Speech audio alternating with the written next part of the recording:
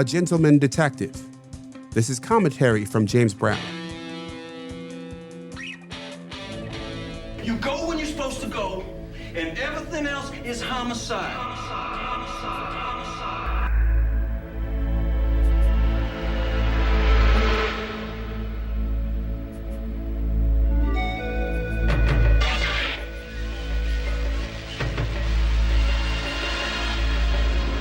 That's the haunting theme from Homicide: Life on the Street.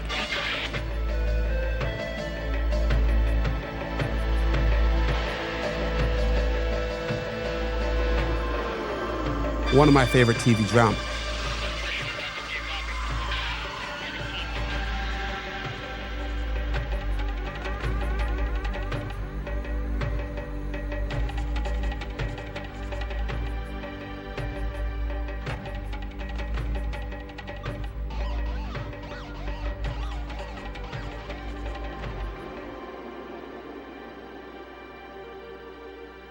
Its lead, Andre Braugher, died a few weeks ago after a brief illness.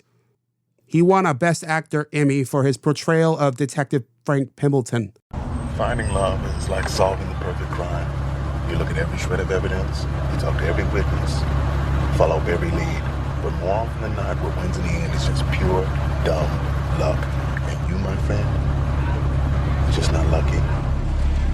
Homicide is largely memory holed in the streaming era due to music rights issues. It's the older sibling of another favorite of mine, the more acclaimed Wire. Both are based in Baltimore. Both are centered on cops.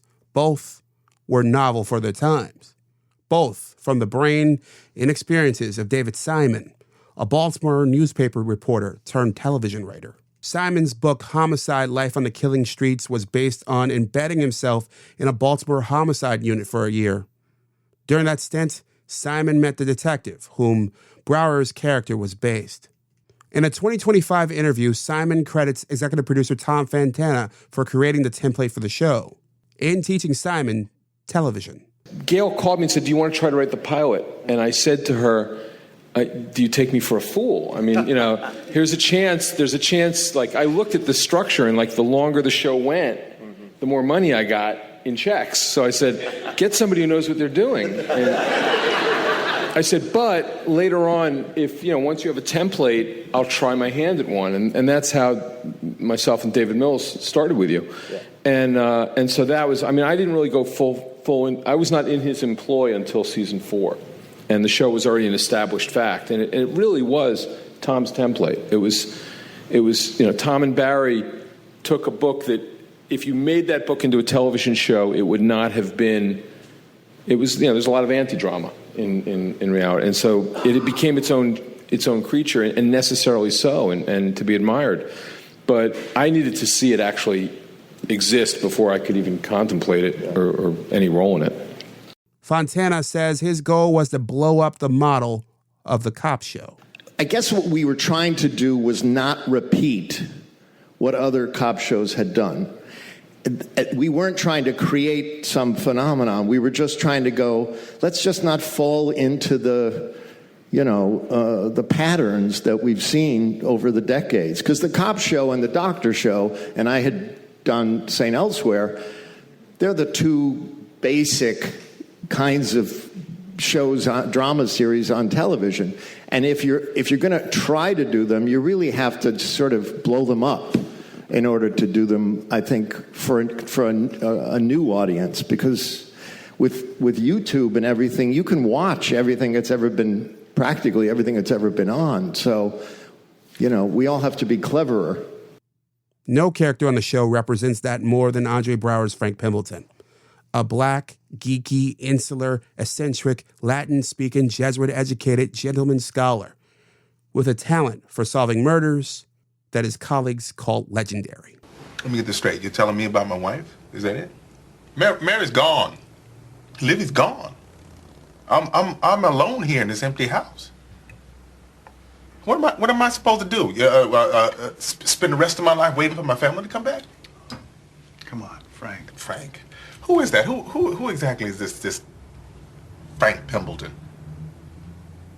I used to be so sure. I used to be your partner. That was the good old days. I used to be Mary's husband, Livy's father. I'm still Livy's father. But sitting here right now, I'm none of those things. You've got your job. Being a homicide detective, that's who you are, Frank. You take some peace in that. Known for his interrogation skills, Pembleton simmered, bubbling beneath his pressed dress shirts and suspenders until he popped in interrogation scenes. You are a citizen of a free nation. Having lived your adult life in a land of guaranteed civil liberties, you commit a crime of violence, whereupon you are jacked up, dragged down to police headquarters, and deposited in a claustrophobic anteroom containing 3 chairs, a table, and cold brick walls. Have a seat, please. And there you sit for a half hour or more until a homicide detective, a man who can in no way be mistaken for a friend, enters the room. He offers you a cigarette. Not your brand. And begins an uninterrupted monologue which wanders back and forth for a half hour or so, eventually coming to rest in a familiar place. You have the right to remain silent.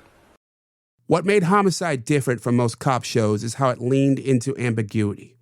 Pembleton and his colleagues weren't clean. Their redemptions were not guaranteed. Their reality was foggy. And that was as much part of the job as putting guilty parties behind bars. These flawed actors did the best they could with the time they had, and often lost. I used to believe in my instincts, that as a detective I was infallible. I don't even believe that anymore. Due largely to its atypical nature and its tough 10 p.m. Friday time slot, Homicide struggled, barely surviving for 7 seasons. Or as I see it, Homicide crawled so The Wire could walk.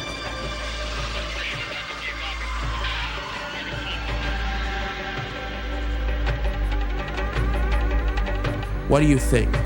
Tell me in the comments at jamesbrowntv.substack.com or email me at jamesbrowntv@gmail.com. You can also leave me a message at 585-484-0339. On that note, I'm James Brown, and as always, be well.